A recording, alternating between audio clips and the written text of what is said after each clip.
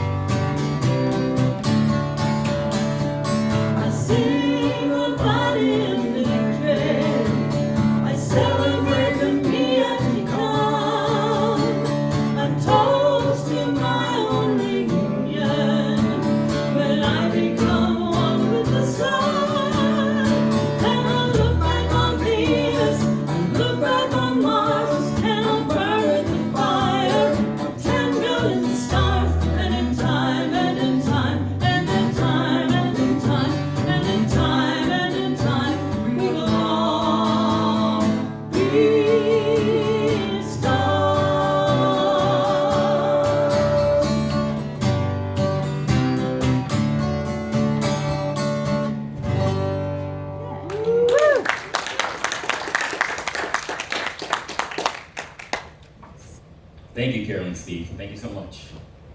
And thanks for showing up this morning. When people ask me, we joke about that, right? When people ask us, how are you doing? My answer has been showing up. Showing up, I'm here, I'm present.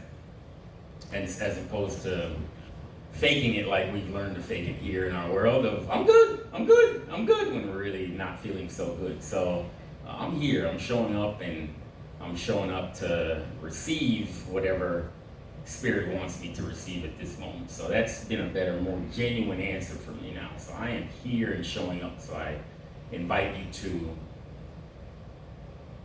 ask Spirit to be with you as you interact with our brothers and sisters during the day from a most genuine place of Spirit.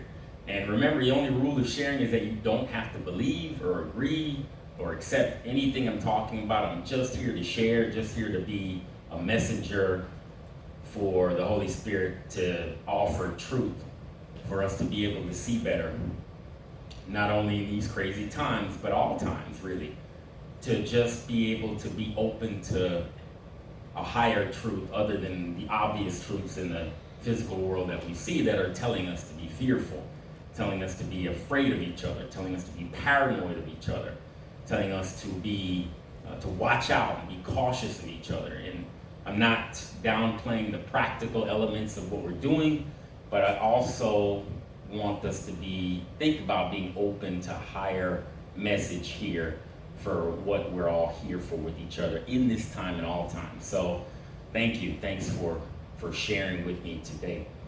On that note, I was just coming back from St. Pete Beach this morning because we spent the weekend out there celebrating the birthday, and just got back this morning, and I had an interesting experience with a brother the Lyft driver who picked me up. I had to wait quite a bit, about a half hour. So when he pulled up, I had all my stuff, because we needed the van for size because we had a lot of stuff. So when I pulled up, I waved at the driver. The driver didn't say anything back to me. Didn't look too happy when he saw me with all my stuff. And so I asked him, I was like, well, where do you want me to put the stuff? I had chairs and everything. He said, don't put anything where people sit. Put it all in the back. I don't want anything where people sit. I said, okay. So I could have came up with a whole lot of stories in this first minute of interaction with this brother. Older white man, might have been racist. I could have come up with a whole lot of stories with this.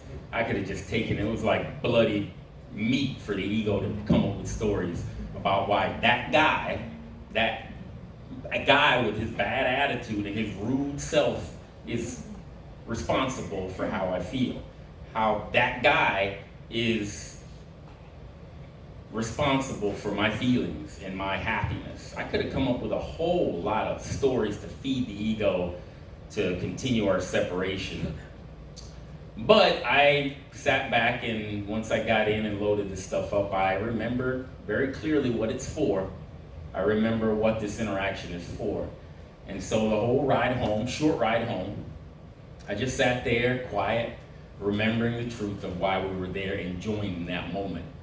I sat there remembering the truth of why that brother is reflecting my level of upset, is reflecting a deeper level of separation, is reflecting a deeper level of wanting to be apart from each other. So I just reflected on that the whole ride home, and as I got close to home, it did lighten up. I did feel a lightening there.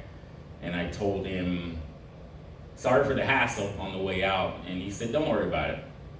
And I definitely felt it loosening up on the way home.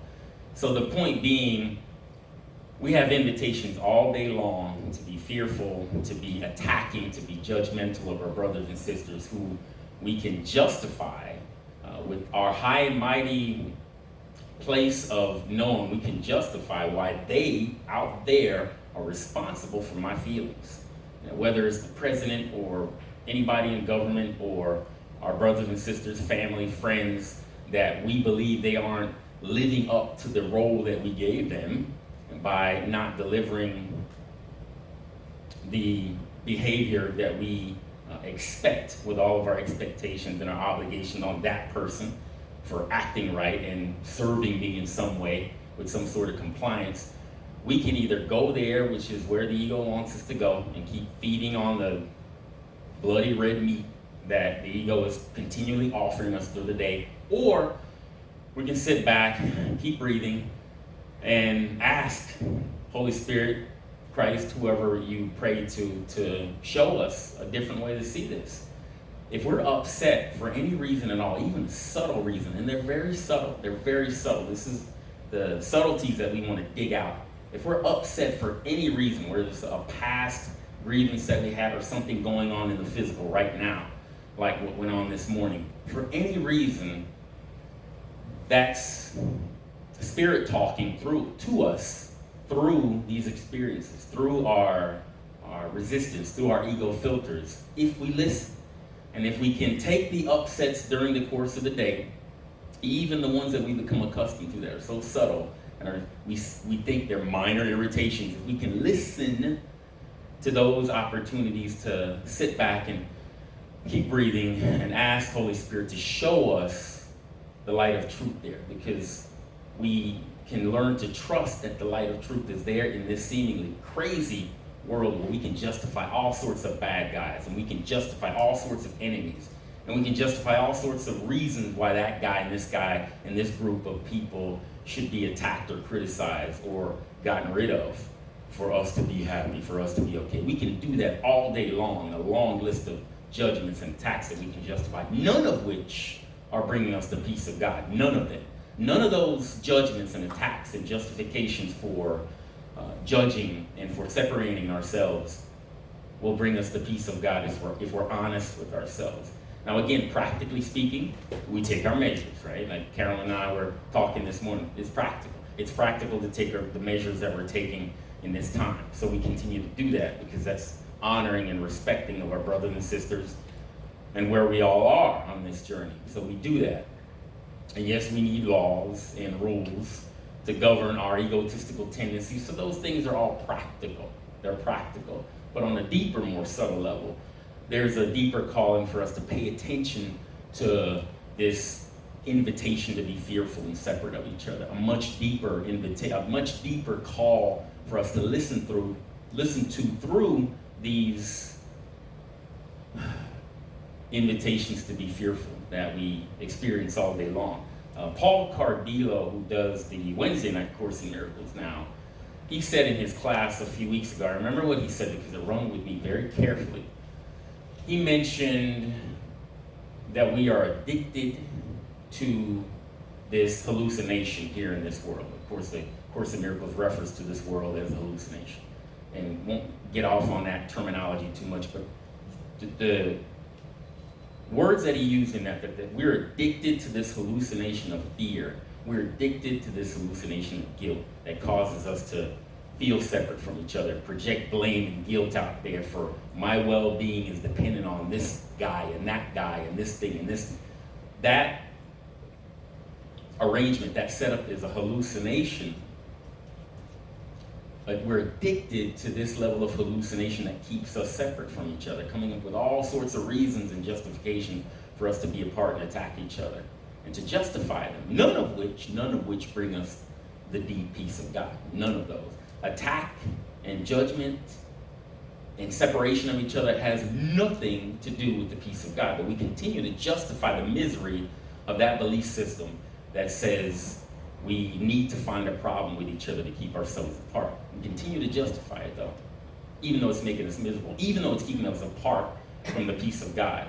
So when he said that we're addicted to this hallucination of guilt and of fear, I said, wow. Because usually if you ever experienced addiction, and most of us do on some level, I share in the course group, I denied my addictions and habits for a long time in the name of being spiritual. And again, we work with our level of understanding and openness to spirit at the time we are, so there's no wrong or right way to do it. But when you think about an addict on any level, we see that an addict has to come to a place of honesty within himself, a deep place of inner honesty to say, I'm addicted, I need help. And then we lay down our insistence on doing life ourselves and start to open up to something bigger that can help us deal with that addiction. So when hearing Paul say that, I said, wow, we're addicted. That was strong language for me. And to me, that shook me. Like, wow, we need to be so sharp in our minds during the course of the day that we catch our addictions to feeling separate from each other, feeling fearful from each other. The seemingly simple situation with the driver this morning that could have gotten pretty ugly if I dug my heels in egotistically to want to be right and make him wrong. We need to be so mindful and so sharp and so tuned in to that level of addiction, because that's what it is. It's an addiction to feeling separate and apart from each other, covered up by all the reasons that we need to be fearful and attack each other and find fault with each other. We need to be so mindful of that addiction to this world of hallucinating thoughts that says we're not the child of God, that we're separate and apart from each other because of all these wrong reasons and all the differences in the categories that we justify over and over and over that are not bringing us the peace of God. We need to be really sharp with those, including our own habits and addictions here in the world, including the thought addiction of the ego, which we talked a lot about how the chatter in our minds takes us off into the stories that I could have created about the brother driver this morning, and the stories that we run all day long that keep us separate and apart from the peace of God. It's very, very subtle. It's usually not blowing up in our faces. It's very subtle. I talked the last time about the prejudices and the racist beliefs that we have, or prejudices against any group, which all boils down to hatred, which all boils down to self-hatred. If we don't believe at a core, if we don't believe we're the child of God, we're the perfect creation of God, then we're gonna fall into self-hatred. It's one or the other. And we do that all day long. We vacillate, right, between some sort of higher identity and our earthly identity, which we've become ingrained with this belief that we are unworthy and not deserving of the love and the peace of God. So if you hate yourself, you start to project that hate outward because it's convenient. It's easier. It's far easier to project blame and guilt outside myself if I hate myself than to actually look at myself with a deep place of inner honesty and ask, say, okay, what kind of things are gripping me and controlling me and are laying darkness over myself? What kind of beliefs do I have about myself that are really covering me over with darkness that hides the light of God in me, that I can't see it, that I have to project blame out on a brother and sister, or with the habit or addiction is another way that we project. The habits and addictions are another ways that we project outward, so we don't have to look with a deep place of inner honesty. So all of these things are very subtle forms of addiction in our belief system, in our hallucination about who we really are that keeps us far and apart from the peace of God. And they require a deep place of inner honesty. The title of the course, the title of the talk, Straight Through the Darkness, Straight to the Heart. I joked in a lot of the course groups that people come up to me after I speak or in a course group and say, Gonzalo, man, you're spending a lot of time talking about going through darkness. You spend a lot of time about going through negativity and fear. You need to spend more time talking about the love and light and the peace of God. You need to spend more time on that end. And I say, okay, you can talk about the perfect peace of God, but if you firmly believe that you're a body, you're a physical identity, and that's all you are, then you firmly believe you have to carry all this baggage of guilt and fear and darkness that we've covered up. All of this root belief in our guilt and our sinful nature and our bad, unworthy nature, not the perfect creation of God, but a very unworthy, guilty, sinful being. If you firmly believe in that, talking about the peace and light of God is lip service. It's just words. So you're never going to hear me say that doing the Course in Miracles or similar work is an easy path. Never. I'm not the guy to come listen to or come to class if you want to hear me say that the Course in Miracles is easy. I'm not going to say it because it's not. Or any similar path is not easy because it requires a lot of honesty, deep inner honesty where most of us don't want to go. Most of us in the ego belief system of separation just want to find a reason to be separate from each other. We want to find a reason to justify a belief system that keeps us apart and keeps the problem out here with somebody else or something else, not with our belief system about who we are. It requires a deep place of inner honesty, and that darkness of going through it is what the ego does not want us to do. The ego wants us to stay away from that dark closet, don't go in that darkness, dance around it, act spiritual sometimes, but don't deal with our deep underpinnings of why we feel fearful, unworthy, guilty, shameful.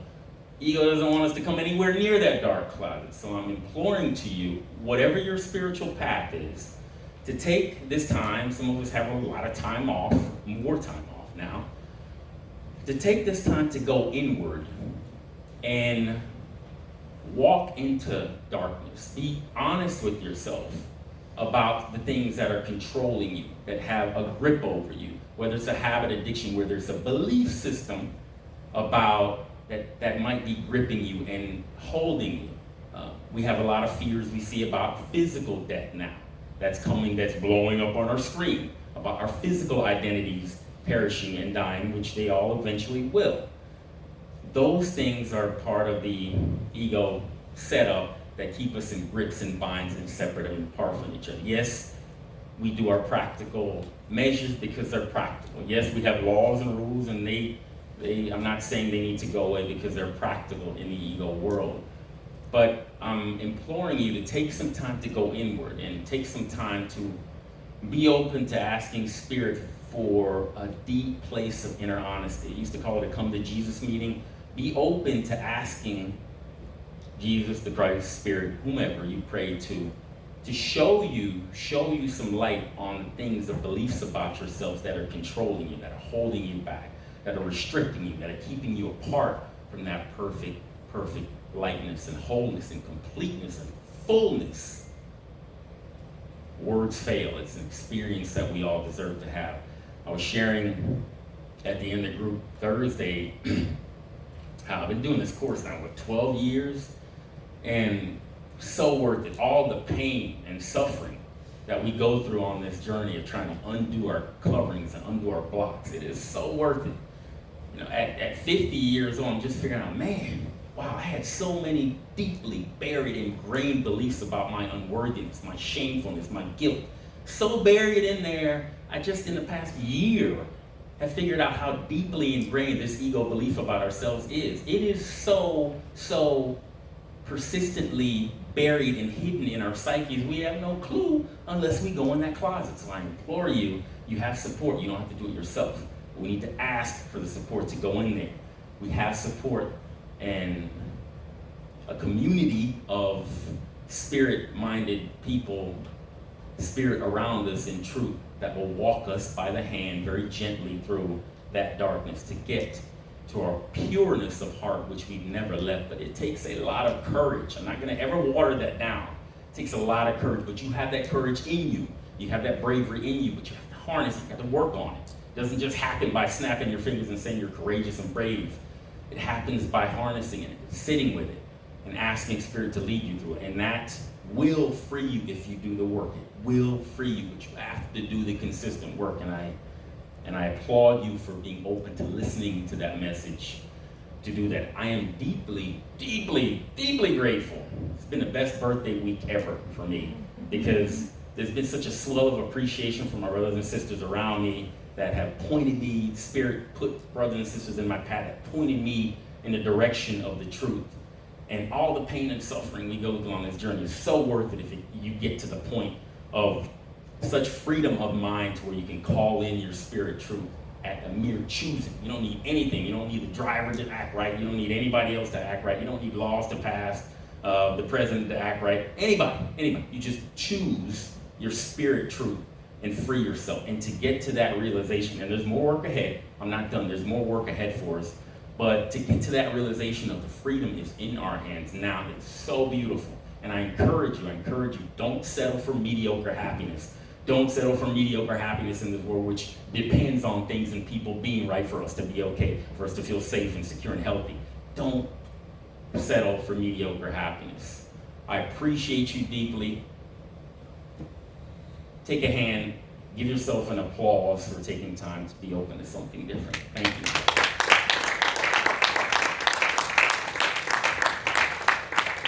And we're going to close with some music from Carol and Alex.